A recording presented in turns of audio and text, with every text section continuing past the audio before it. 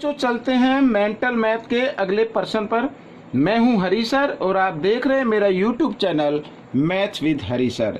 यहाँ पर बच्चों, कुछ बच्चों की शिकायत थी कि सर ये मेंटल मैथ कहाँ से परचेज करें, तो उनके लिए मैंने डिस्क्रिप्शन बॉक्स में लिंक दे दिए हैं, आप वहाँ से जाकर मेंटल मैथ परचेज कर सकते हैं।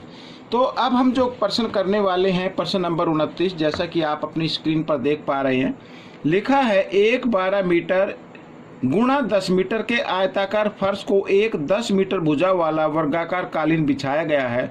फर्श का वह क्षेत्रफल ज्ञात करो जहाँ कालीन नहीं है।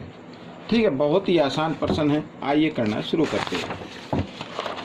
देखिए यहाँ पर बच्चों मैं लिख लेता हूँ पहले तो 29, पर्सन नंबर 29 हम करने वाले हैं। ठीक है, अब मैं आपको एक फिगर बनाता हूँ। मान लीजिए ये क्या है, ये एक फर्श है।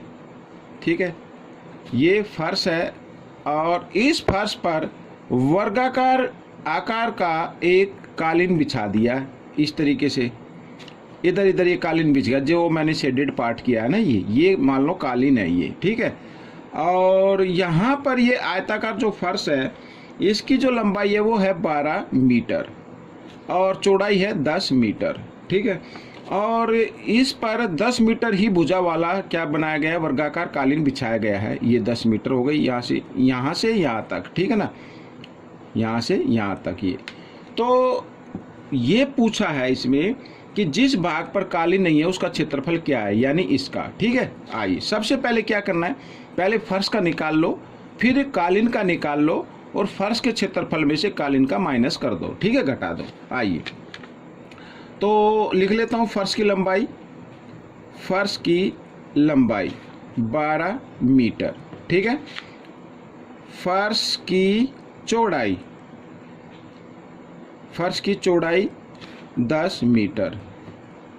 फर्श का क्षेत्रफल, फर्श का क्षेत्रफल लंबाई गुणा चौड़ाई बराबर 120 वर्ग मीटर। ये आ गया फर्श का क्षेत्रफल। कालीन का भी निकाल लेते हैं, क्योंकि कालीन वर्गाकार आकार का है तो कालीन का क्षेत्रफल जो वर्ग का क्षेत्रफल होता है वही होगा। मैं सीधा निकाल लेता हूँ, भुजा गुणा भुजा। भुजा कितनी है कालीन की, 10, तो 10 गुणा 10 ये आ गया बराबर 100 वर्ग मीटर। ठीक है, ये कालीन का हो गया। अच्छा, शेष फर्श का क्षेत्रफल हमें निकालना था।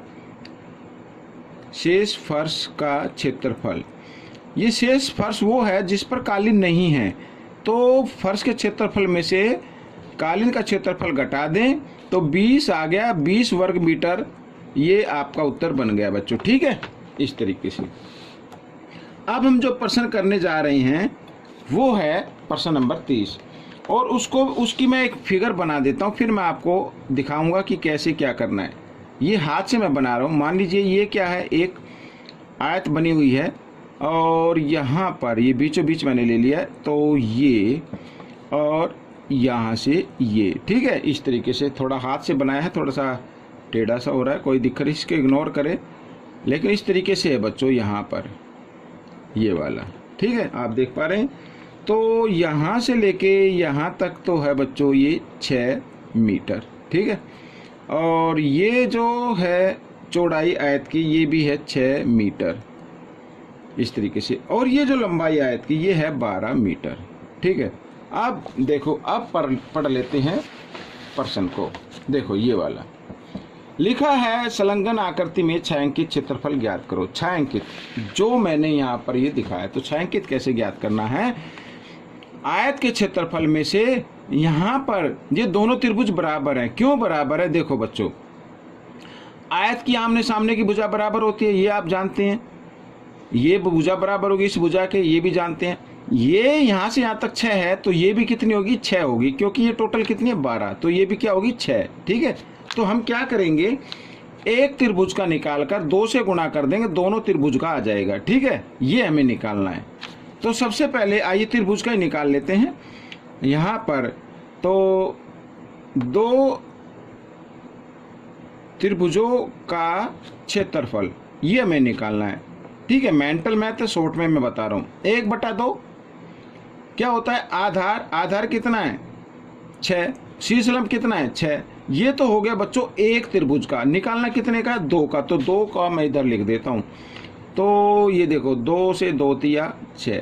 ठीक है बच्चों, इस तरीके से 6 तिये 18 दूनी 36। तो 36 वर्ग मीटर आ गया बच्चों, ये क्षेत्रफल आ गया जो ज्ञात करना था। अगर बाई चांस आपके एग्जाम में आ जाए कि बाकी जो भाग बचा ये वाला त्रिभुज, इसका क्षेत्रफल ज्ञात करो, तो इसका भी आप ज्ञात कर सकते हैं इसी फॉर्मूले से। 1/2 आधार, ये आधार है 12 और गुणा शीर्षलंब। शीर्षलंब कितना होगा? जो इसकी ये चौड़ाई है। ठीक है, तो बच्चों इस तरीके से उसको ज्ञात कर सकते हैं। तो मिलते हैं अगले पार्ट में, तब तक के लिए आप प्रैक्टिस करते रहे, दूसरों को सिखाते रहे। Thank you.